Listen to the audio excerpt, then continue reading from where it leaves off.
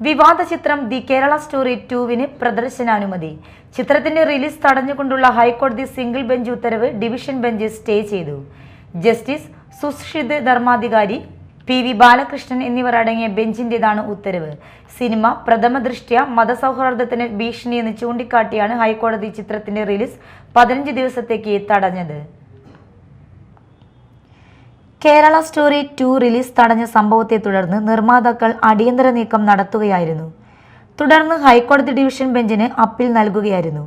ചിത്രത്തിന്റെ ടീസർ ഇറങ്ങി 16 ദിവസം കഴിഞ്ഞാണ് ഹർജികൾ ഫയൽ ചെയ്തതെന്ന് നിർമ്മാതാവ് കോടതിയിൽ വാദിച്ചു.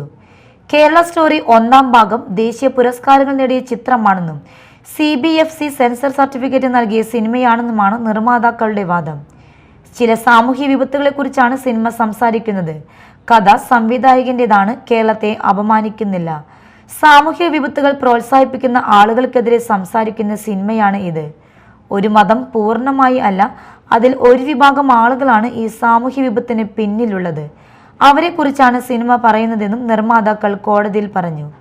സാമുദായിക സൗഹാർദ്ദത്തെ സിനിമ തകർക്കുന്നില്ലെന്നും ആവിഷ്കാര സ്വാതന്ത്ര്യം സുപ്രീം കോടതിയും ഭരണഘടനയും ഉറപ്പു നൽകുന്നതാണെന്നുമാണ് ഹർജി പരിഗണിക്കവെയുള്ള നിർമ്മാതാക്കളുടെ വാദം. ചിത്രം റിലീസ് ചെയ്തില്ലെങ്കിൽ വലിയ സാമ്പത്തിക ബുദ്ധിമുട്ട് നേരിടേണ്ടി വരുമെന്നും പറഞ്ഞു. സിനിമ പ്രഥമദൃഷ്ട്യാ മതസൗഹാർദ്ദത്തിന് ഭീഷണിയെന്ന് ചൂണ്ടിക്കാട്ടിയാണ് ഹൈക്കോടതി ചിത്രത്തിന്റെ റിലീസ് 15 ദിവസത്തേക്ക് തടഞ്ഞത്. സാമുദായിക ഐക്യത്തിന് പേരുകേട്ട കേരളത്തെ ആഗോളതലത്തിൽ മതഭ്രാന്തിന്റെയും വർഗീയതയുടെയും നാടായി ചിത്രീകരിക്കാൻ സിനിമ കാരണമാകുമെന്നും ഈ ഘടകങ്ങളൊന്നും സിനിമയ്ക്ക് പ്രദർശനാനുമതി നൽകുമ്പോൾ സെൻസർ ബോർഡ് പരിഗണിച്ചില്ലെന്നും ചൂണ്ടിക്കാട്ടിയാണ് ഹൈക്കോടതി ദി കേരള സ്റ്റോറി 2-വിന്റെ റിലീസ് തടഞ്ഞത്. Media time, Kochi.